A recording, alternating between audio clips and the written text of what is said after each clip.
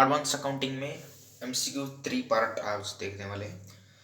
शुरू करते हैं आज के एमसीक्यू क्वेश्चंस। तो पहला क्वेश्चन आपके लिए देखा है, expenses debited to the profit and loss account in hotel business accounting. कौन कौन से एक्सपेंसेस होटल बिजनेस अकाउंटिंग के प्रॉफिट एंड लॉस अकाउंट को दिखाने हैं। तो देखो, प्रॉफिट एंड लॉस अकाउंट के डेबिट साइड को हम दिखाते हैं direct expenses and indirect expenses. दोनों एक्सपेंसेस हम प्रॉफिट एंड लॉस अकाउंट के डेबिट साइड को दिखाएंगे अगर वो होटल बिजनेस अकाउंटिंग की अकाउंटिंग चल रही है तो। Gross profit shows to the branch account, branch adjustment account in branch accounting stock and debtor system. Branch adjustment account हम बनाते हैं अगर वो स्टॉक एंड डेटर सिस्टम के तहत है तो वो ग्रॉस प्रॉफिट हमें वहां पर फाइंड आउट करना पड़ता है। Accounting standard 20 stand for what? Earning per share. Accounting standard 20 किसके लिए है? अर्निंग पर शेयर के लिए। हम शेयर्स पर शेयर्स पर कितनी अर्निंग कर रहे हैं इसका जो उसके बारे में जो हमें इंफॉर्मेशन दी जाती है वो अकाउंटिंग स्टैंडर्ड 20 में दी जाती है। Dash item related with pharma accounting. देखो, फार्मा अकाउंटिंग से रिलेटेड कौन कौन सा आइटम है? फार्मा अकाउंटिंग या फिर agricultural accounting is a similar word, समानार्थी शब्द। Fertilisers, wheat, seeds, all of the above. तो ये ऑल ऑफ द अबव ये सभी हमारे आइटम किसके रिलेटेड से? फार्मा अकाउंटिंग से रिलेटेड है।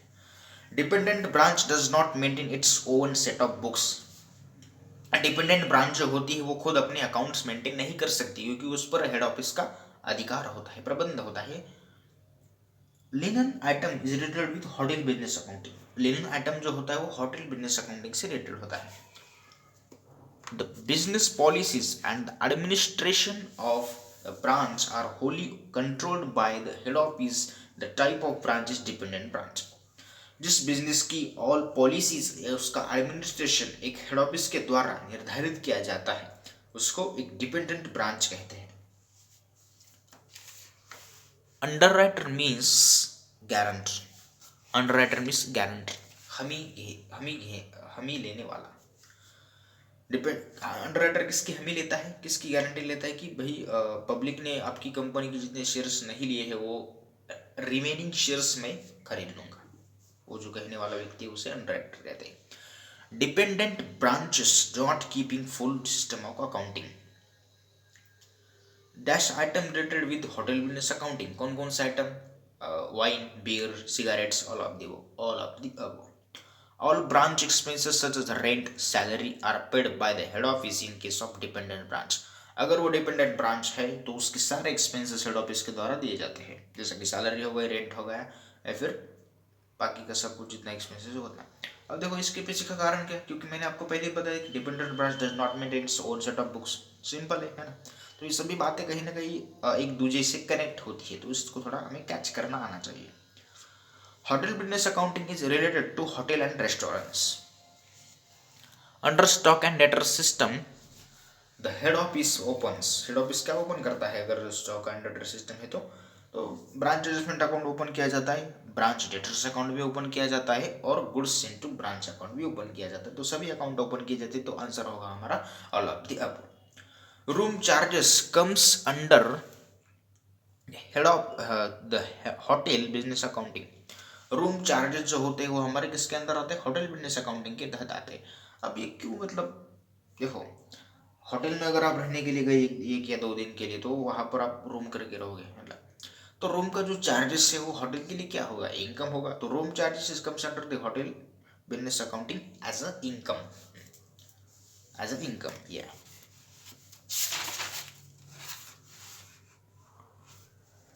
Under branch accounts debtor system opening balance of assets are recorded in debit side. देखो, असेट साइड का ओपनिंग बैलेंस हमेशा डेबिट को होता है। Dash comes under the heading of opening stock of the hotel business accounting.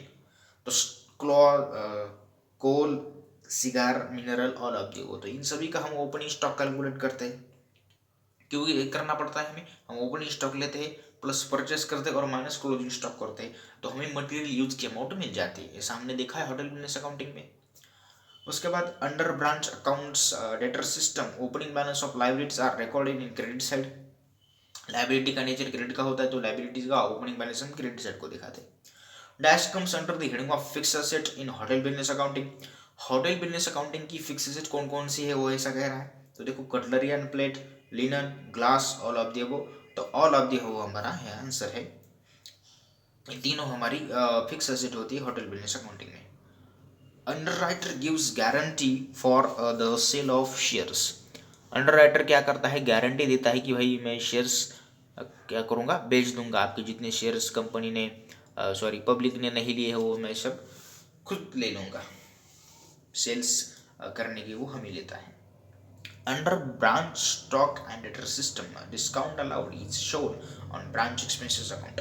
देखो अब discount किसके लिए अलाउड किया जाता है, डेटर्स को। अब अगर डेटर्स मतलब the person whose goods sold on the credit basis, जिस पर्सन को हम क्रेडिट बेसिस पर गुड्स सोल्ड करते हैं वो हमारा होता है डेटर्स। तो अब डेटर से कुछ पैसे लेते हैं हम, कुछ पैसे कम लिए तो हो गया हमारा डिस्काउंट दे दिया।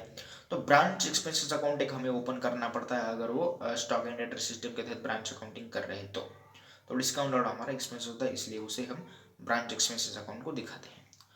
सो आई होप आपको ये वीडियो समझ में आ रहा है सब कुछ, तो वही आशा करता हूँ मैं आप इसे अच्छे से समझ लीजिएगा। ये क्वेश्चन आपके एग्जाम के लिए बहुत इंपॉर्टेंट होने वाले हैं। So let's thanks for watching this video. अगर आपको ये वीडियो पसंद आ रही है तो लाइक शेयर एंड सब्सक्राइब करो एंड कमेंट भी करो।